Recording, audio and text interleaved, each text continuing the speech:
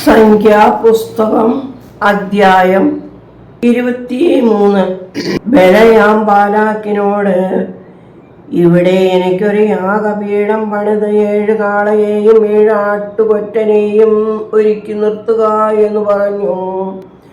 ബലയാം പറഞ്ഞതുപോലെ ബാലാക്ക് ചെയ്തു.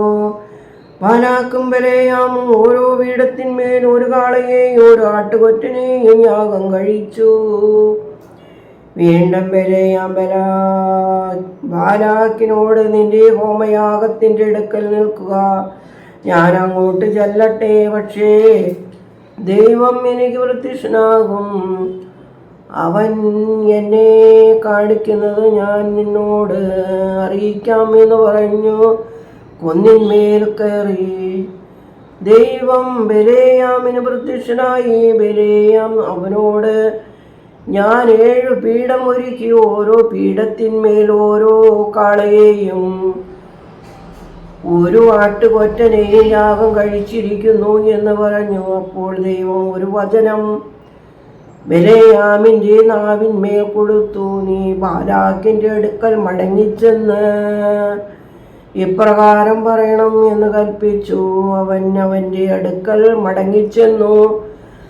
അവനും മോവാബ്യ പ്രഭുക്കന്മാരെല്ലാവരും ഹോമയാഗത്തിൻ്റെ അടുക്കൽ നിന്നിരുന്നു. അപ്പോൾ അവൻ സുഭാഷിതം ചൊല്ലിത്തുടങ്ങിയത്, ബാലാക്ക് എന്നെ ആറാമിൽ നിന്നും മോവാബ് രാജാവ് കിഴക്കൻ പർവ്വതങ്ങളിൽ നിന്നും വരുത്തി പോയി യാക്കോബിനെ ശപിക്കുക, പോയി ഇസ്രായേലിനെ നശിപ്പിക്കുക എന്ന് പറഞ്ഞു.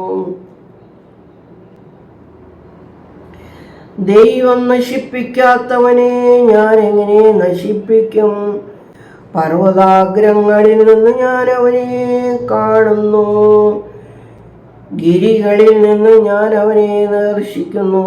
ഇതാ തനിച്ച് പാർക്കുന്നോർ ജനം ജാതികളുടെ കൂടെ ഗണിക്കപ്പെടുന്നതുപോലില്ല. യാക്കോബിൻ്റെ മണത്തൈകളെ ആർക്ക് എണ്ണാം? ഇസ്രായേലിൻ്റെ കാലക്രമത്തെ ആർക്ക് ഗണിക്കാം? ഭക്തന്മാർ മരിക്കുന്നത് പോലെ ഞാൻ മരിക്കട്ടെ, എൻ്റെ അവസാനം അവരുടേതുപോലെ ആകട്ടെ. ബാലാക്ക് ബലയാമിനോടും, നീ എന്നോടും ഈ ചെയ്തത് എന്ത്? എൻ്റെ ശത്രുക്കളെ ശപിക്കുവാനല്ലയോ ഞാൻ നിന്നെ വരുത്തിയത്? നീയോ അവരെ അനുഗ്രഹിക്കുകയത്രേ ചെയ്തിരിക്കുന്നതെന്ന് പറഞ്ഞു. അതിന് അവൻ, ദൈവം എൻ്റെ നാവിന്മേൽ തന്നത് പറയുവാൻ ഞാൻ ശ്രദ്ധിക്കേണ്ടതല്ലയോ എന്ന് ഉത്തരം പറഞ്ഞു. ബാലാക്ക് അവനോട്, നീ അവരെ മറ്റൊരു സ്ഥലത്ത് നിന്ന് കാണേണ്ടതിന് എന്നോട് കൂടെ വരിക, എന്നാൽ അവരുടെ ഒരറ്റം മാത്രമല്ലാതെ എല്ലാവരെയും കാണുകയില്ല, അവിടെ നിന്ന് അവരെ ശപിക്കണം എന്ന് പറഞ്ഞു. ഇങ്ങനെ അവനും കുന്നിൻ മുകളിൽ വീക്ഷണ സ്ഥലത്തേക്ക് അവനെ കൊണ്ടുപോയി. 7 യാഗപീഠം പണിതു. ഓരോ യാഗപീഠത്തിന്മേൽ 1 കാളയെയും 1 ആട്ടുകൊറ്റനെയും യാഗം കഴിച്ചു.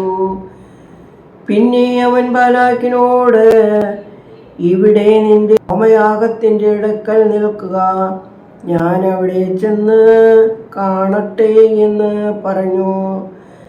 ദൈവം ബലയാമിന് പ്രത്യക്ഷനായി. അവൻ്റെ നാവിന്മേൽ ഒരു വചനം കൊടുത്തു. ബാലാക്കിൻ്റെ അടുക്കൽ മടങ്ങിച്ചെന്ന് ഇപ്രകാരം പറയുക എന്ന് കൽപ്പിച്ചു. അവൻ അവൻ്റെ അടുക്കൽ വന്നപ്പോൾ അവൻ മോവാബ്യ പ്രഭുക്കന്മാരോടുകൂടെ തൻ്റെ ഹോമയാഗത്തിൻ്റെ അടുക്കൽ നിന്നിരുന്നു.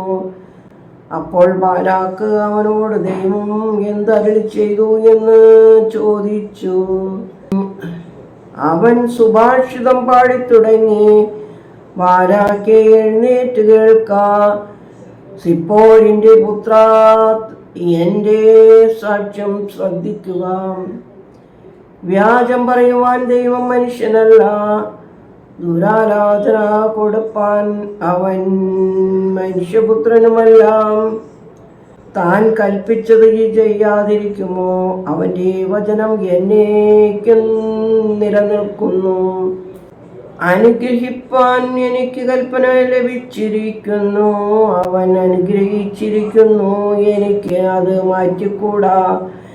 യാക്കോബിൽ തിന്മ കാണുവാനില്ല, ഇസ്രായേലിൽ കഷ്ടത ദർശിപ്പാനുമില്ല.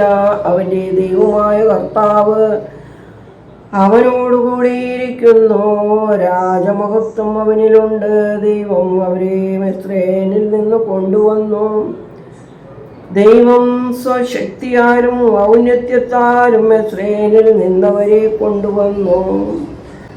ആഭിചാരം യാക്കോബിന് പറ്റുകയില്ല, ലക്ഷണവിദ്യ ഇസ്രായേലിന് ഫലിക്കുകയുമില്ല.